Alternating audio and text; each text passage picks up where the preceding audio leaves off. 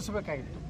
ಅದರ ಸಲುವಾಗಿ ನಾವು 5 ಗಂಟೆ 28 ನಿಮಿಷವರೆಗೂ ಮಹಾನಗರ ಪಾಲಿಕೆ ನಾವು ಯಾವ ಏನು ಸರ್ವಸಾಧಾರಣ ಸಭೆ ನಿಂತಿದ್ದು ಅಲ್ಲೇ ಕೂತು ಅವ್ರನ್ನ ಕಾಯ್ದೀವಿ, ನಿರೀಕ್ಷೆ ಮಾಡಿದೀವಿ.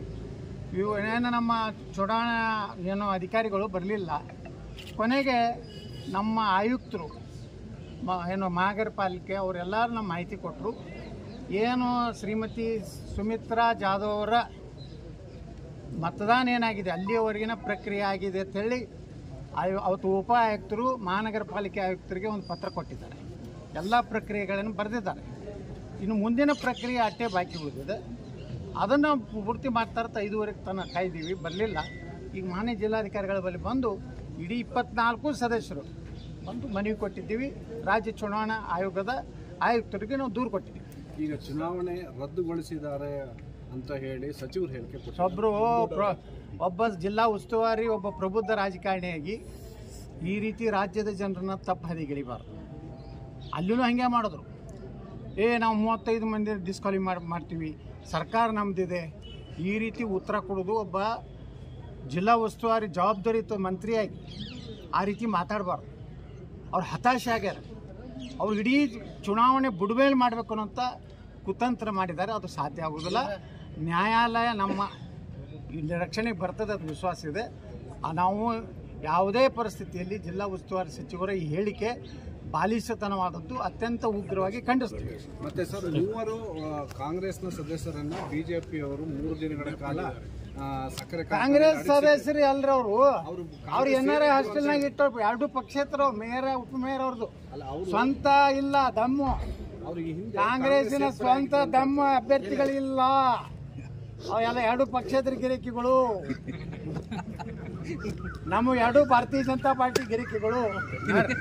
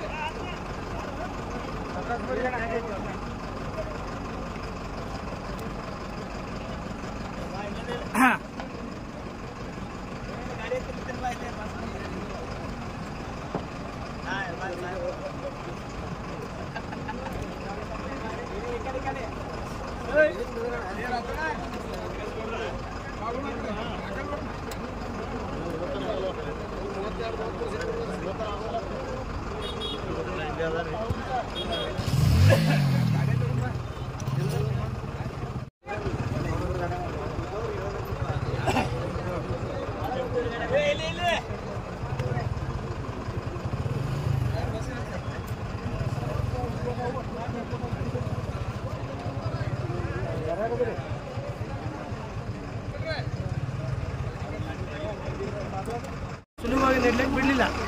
ಯಾಕೆ ಬಿಡಲಿಲ್ಲ? ಕೋರಮ್ ಅವ್ರ ಹತ್ರ ಇರಲಿಲ್ಲ. ಇದು ಎಲ್ಲರಿಗೂ ಜಗಜ್ಜಾಗಿರಲ್ಲ. ಮಾತಾಡೋ ಒಂದು ಟನ್ ಸ್ಲೀಪ್ ಆಗಿದೆ ಅಂತ RC ಅವರು ಹೇಳೋದ ಮೇಲೂ ಸಹಿತ ಅವರು ಒಂದು 5 ನಿಮಿಷ 10 ನಿಮಿಷ ಬಿಟ್ಟು ಅವಕಾಶ ಕೊಡಬೇಕಾಗಿತ್ತು. ಅವ್ರ ಅವಕಾಶ ಯಾಕೆ ಕೊಡಲಿಲ್ಲ ಇದರರ್ಥ ಅಂದ್ರೆ ನಮ್ಮದು BJP ನೀರು ಆಗ್ತದೆ ಅಂತ ಅವ್ರಿಗೆ ಗೊತ್ತಿತ್ತು. ಆದ ಕಾರಣ ಕೊಡಲಿಲ್ಲ. ಹೇಳಿ ಸರ್, ರೇಮಾಂಡ್ ರಾವ್ ಮಹಾನಗರ ಪಾಲಿಕೆ ಸದಸ್ಯರು.